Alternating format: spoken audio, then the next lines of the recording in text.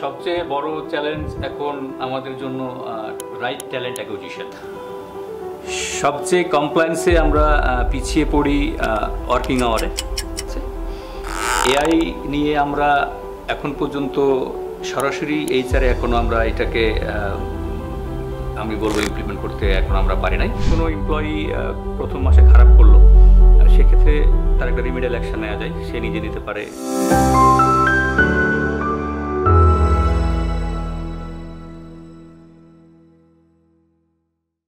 আসসালামু আলাইকুম সবাইকে। স্কিলস ডেভেলপমেন্ট সেন্টার থেকে আমি ঋতু আছি আপনাদের সাথে। ইন্ডাস্ট্রিয়াল একাডেমিক স্কিল গ্যাপগুলো ফিল আপ করার জন্য আমাদের এসডিসি এর কার্যক্রম, তাই ধারাবাহিকতায় আমাদের আজকের এই আয়োজন এবং আমাদের আজকের আলোচনার বিষয়বস্তু হিউম্যান রিসোর্স, যা কর্পোরেট ইন্ডাস্ট্রিতে অত্যন্ত গুরুত্বপূর্ণ আলোচনার বিষয়। আজকের কর্পোরেট ল্যান্ডস্কেপে এইচআর ম্যানেজমেন্ট একটি ক্রিটিক্যাল বিষয় হয়ে দাঁড়িয়েছে, যেখানে talent acquisition, employer retention, well management, being engagement, technological adaptation আর কমপ্লায়েন্সের মতো চ্যালেঞ্জগুলো দক্ষতা ও কৌশলের সঙ্গে মোকাবেলা করা জরুরি হয়ে পড়েছে।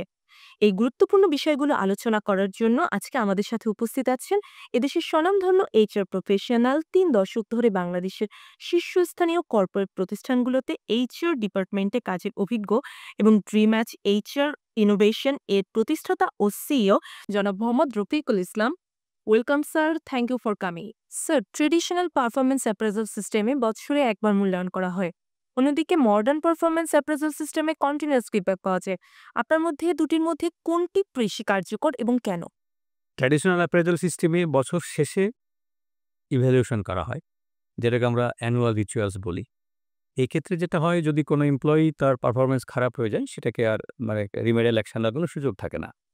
বর্তমানে যে মডার্ন অ্যাপ্রেজাল সিস্টেমে যে কন্টিনিউয়াস ফিডব্যাক থাকে, এটা বেসিক্যালি মান্থলি এই ফিডব্যাক নেওয়া হয়।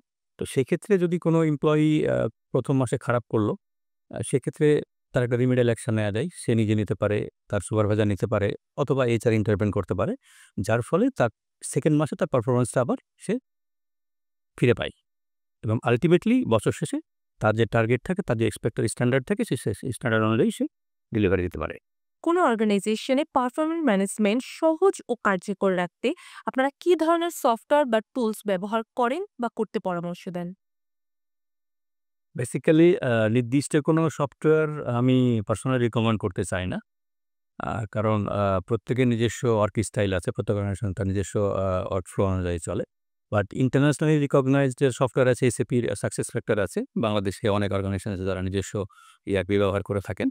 বাট এখনও যদি আমরা অ্যাজ এ হোল চিন্তা করি, স্টিল এক্সেল হচ্ছে সবার জন্যই বেশি ইউজ করে থাকে।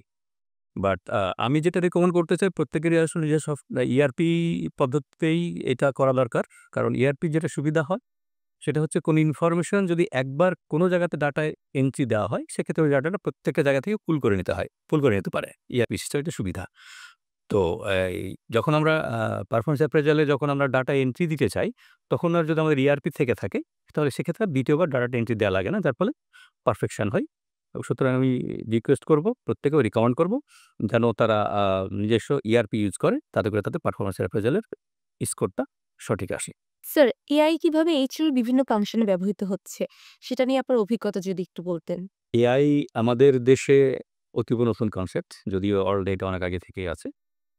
এআই নিয়ে আমরা এখন পর্যন্ত সরাসরি এইচআরে এখনো আমরা এটাকে আমি বলবো ইমপ্লিমেন্ট করতে এখন আমরা পারি নাই। আমরা চেষ্টা করে যাচ্ছি এটা কিভাবে ইমপ্লিমেন্ট করা যায়। তবে ChatGPT, তারপর DeepSeek, তারপর আছে হচ্ছে Copilot, এগুলো দিয়ে স্ক্রিনিং পর্যন্ত করা যেতে পারে, সিভি স্ক্রিন করা যেতে পারে, কিওয়ার্ড দিয়ে সার্চ করা যেতে পারে। এটুকু পর্যন্ত আমরা এখন করতে পারছি। বেসিক্যালি যদি আমরা এআই নিয়ে যদি আমরা এআইকে দিয়ে যদি আমরা এইচআরে কাজ করতে চাই, তাহলে কিন্তু আসলে এআই এর জন্য যে এক্সক্লুসিভ যে সফটওয়্যারগুলো আছে, সেগুলো ব্যবহার করতে হবে। বাট আমার জানা মতে আমাদের দেশে এখন এই সফটওয়্যারগুলো এখন অ্যাভেলেবল না। বর্তমান সময়ে কোন ধরনের এইচআর কমপ্লায়েন্স চ্যালেঞ্জগুলো সবচেয়ে বেশি ফেস করছেন? সবচেয়ে কমপ্লায়েন্সে আমরা পিছিয়ে পড়ি ওয়ার্কিং আওয়ারে। কারণ আমাদের ল যেভাবে যে ওয়ার্কিং আওয়ারে ডিফাইন করে দিয়েছে, আমরা সেটা থাকতে পারি না। সেকেন্ডলি আমরা চ্যালেঞ্জ ফেস করি হলিডেতে। আইন যেভাবে বলে দিয়েছে holiday, weekly holiday festival, holiday সেগুলো আমরা পুরোপুরি পালন করতে পারি না। তারপরে রয়ে যায় আমাদের অ্যানুয়াল ইনক্রিমেন্ট। অ্যানুয়াল ইনক্রিমেন্ট আইন বলে দিয়েছে অ্যাটলিস্ট 5% ইনক্রিমেন্ট প্রতি বছরে দিতে হবে। অনেক ক্ষেত্রে আমরা এটা কমপ্লাই করতে পারি না। লাস্টলি বলবো যে বেনিফিটসের যে কথাগুলি রুলস অ্যান্ড রেগুলেশনসে বলে দিয়েছে, সেগুলো আমরা অনেক ক্ষেত্রেই কমপ্লাই করতে পারি না। আ এই কমপ্লায়েন্সের ক্ষেত্রে আমরা অনেকটা পিছিয়ে আছি। যদিও আমি বলব এক্ষেত্রে গার্মেন্টস ইন্ডাস্ট্রি এগিয়ে আছে বিকজ ওদেরকে বায়ারকে কমপ্লাই করতে হয়। বাকি আদার্স ইন্ডাস্ট্রিজগুলো এক্ষেত্রে পিছিয়ে আছে। তবে তারা চেষ্টা করছে, আমরা সবাই চেষ্টা করছি এটা কিভাবে আরো কাছাকাছি নিয়ে আসা যায়। Sir labour laws and regulations গুলোর পরিবর্তনের সাথে আপনি কিভাবে আপডেট পান? বাংলাদেশ এমপ্লয়ার্স ফেডারেশন বলে একটা অর্গানাইজেশন আছে। তারা প্রতি মাসেই আ বিভিন্ন অর্গানাইজেশনকে ডেকে একটা সভা করে। আপডেট থাক আর না থাক। তো আপডেট থাকলে তো আমরা সেখান থেকে জেনেই যাই। আর এখন তো টেকনোলজির যুগ, Facebook, YouTube এই অনলাইন নিউজ এগুলোতে তো যখন কোনো এর আপডেট শুরু হয়, তখন থেকে তো রেগুলারলি ফিডব্যাক আসতে থাকে এবং এটা কি হচ্ছে, কোন পর্যায়ে আছে আমরা জানতে পারি আল্টিমেটলি মানে এটা অ্যাপ্রুভ হওয়ার আগ পর্যন্ত।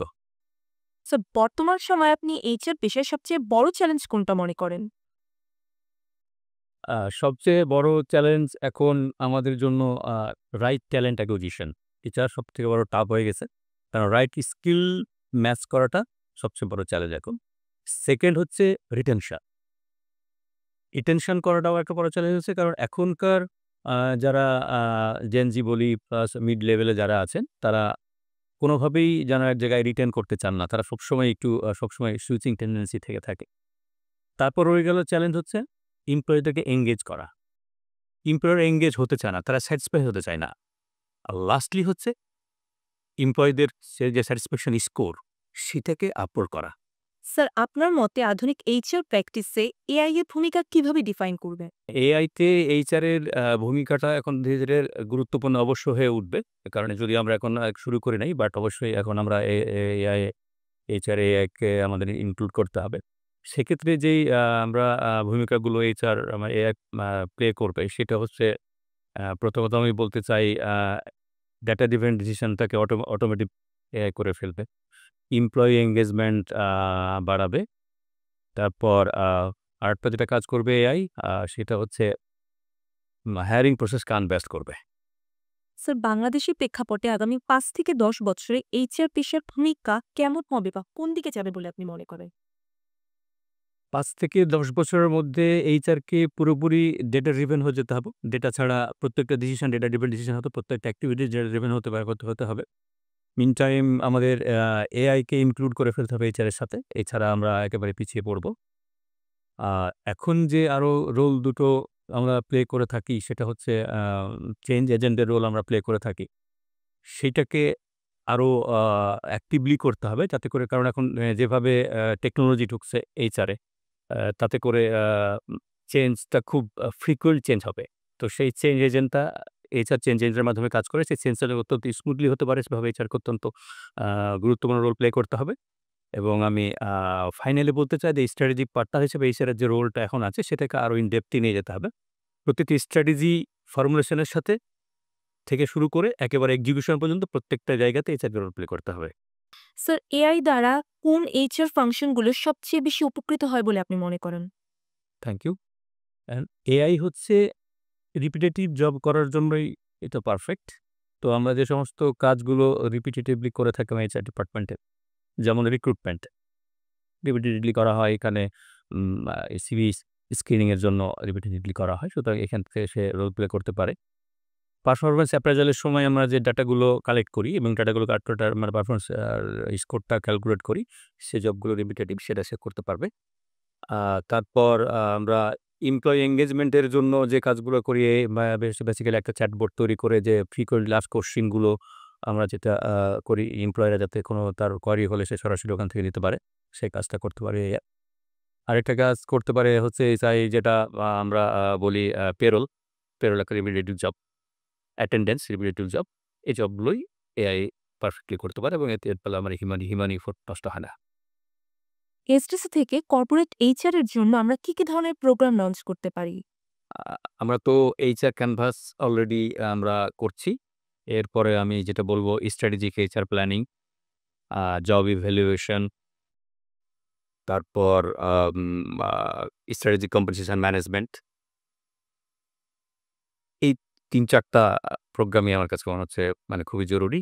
এটা যত দ্রুত করা যায় ততই হচ্ছে আমাদের HR পেশার জন্য লাভজনক হবে। সো আপনাকে অসংখ্য ধন্যবাদ এতক্ষণ আমাদেরকে আপনার মূল্যবান সময় দেওয়ার জন্য। আপনাকে অসংখ্য ধন্যবাদ। সে সাথে ধন্যবাদ জানাচ্ছি টিম এসডিসি ম্যানেজমেন্টকে এবং তাদের অত্যন্ত সাফল্য কামনা করছি। ভিউয়ার্স, আমাদের এসডিসি থেকে প্রফেশনালদের জন্য কিছু ট্রেনিং প্রোগ্রাম আছে, যেমন employability skills, corporate training, technical and vocational training. আমাদের আজকের আলোচনার যে বিষয়বস্তু তার উপর আমাদের স্পেশালিস্ট কিছু ট্রেনিং প্রোগ্রাম থাকছে, যা কভার আপ করবেন আমাদের অনারেবল ট্রেনার। 2 দিনব্যাপী আমাদের এই প্রোগ্রামে আমরা হিউম্যান রিসোর্স ম্যানেজমেন্টের উপর গুরুত্বপূর্ণ কিছু বিষয় কভার করব, যার নাম HR canvas 20 HR deliveries for organisational success. ধন্যবাদ সবাইকে, সবাই ভালো থাকবেন, এসডিসির সাথে থাকবেন।